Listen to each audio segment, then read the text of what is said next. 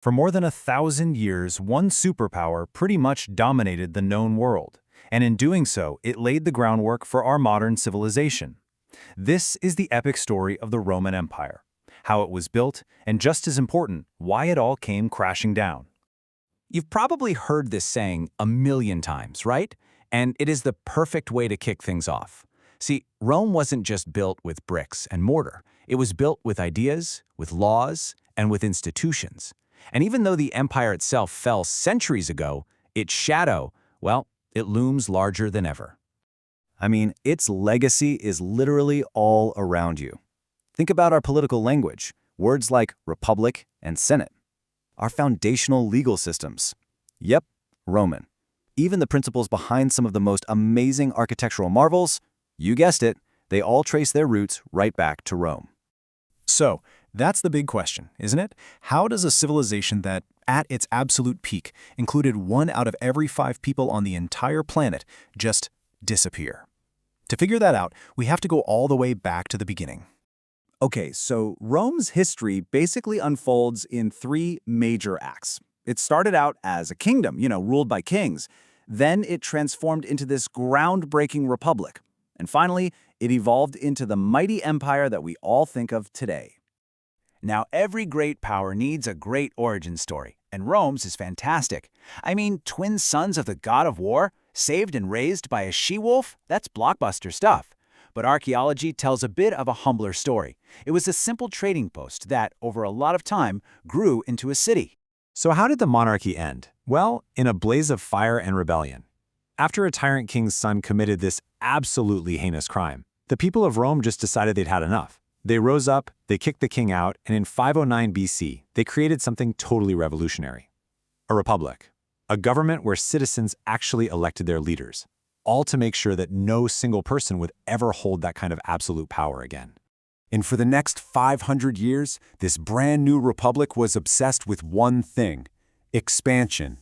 Through one relentless military campaign after another, the city of Rome conquered the entire Italian peninsula, and then it set its sights on the whole Mediterranean.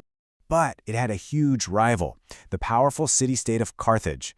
The struggle between them, what we call the Punic Wars, was basically a fight to the death.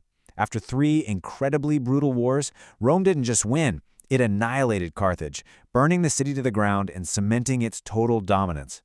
But here's where things get interesting. It's a paradox, really. The bigger and more successful Rome got, the more unstable it became. All that money from winning wars created this massive gap between the super-rich and everybody else, and that led to political chaos and bloody civil wars. The Republic was starting to come apart at the seams.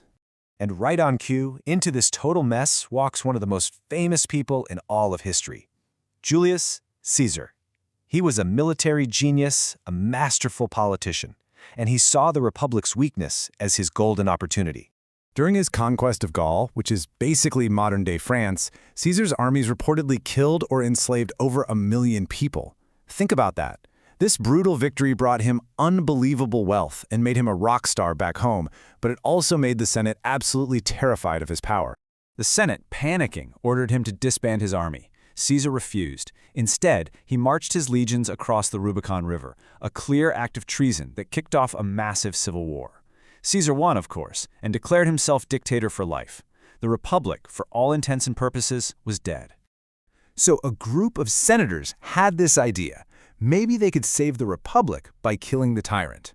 On the Ides of March, they surrounded Caesar and stabbed him 23 times.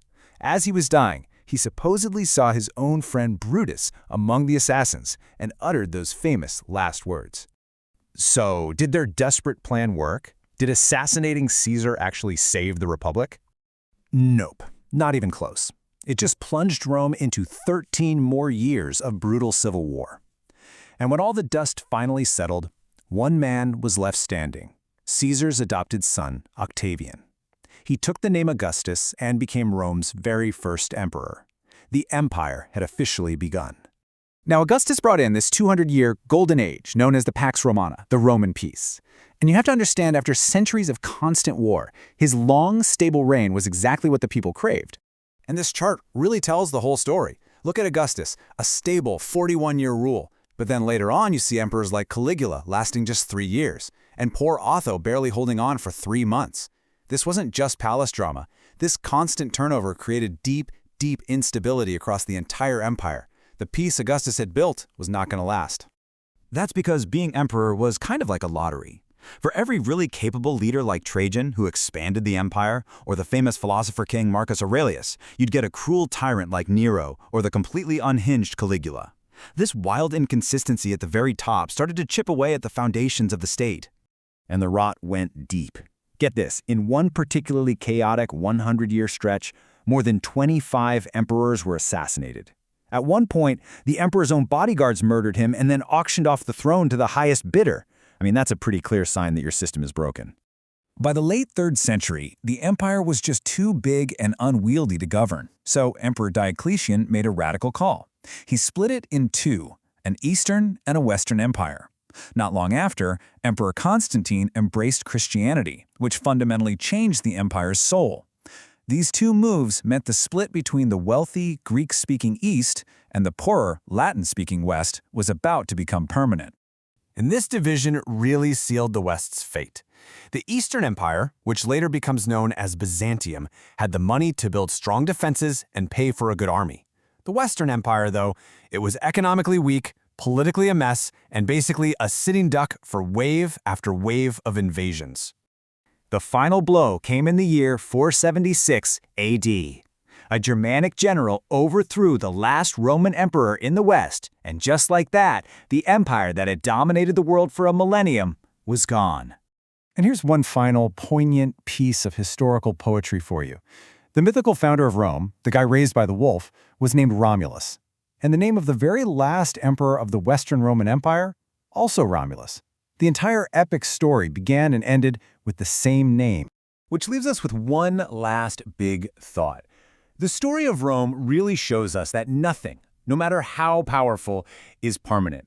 So if an empire this innovative, this enduring, and this strong could eventually crumble, what lessons does that hold for our own civilizations and for the very nature of power itself?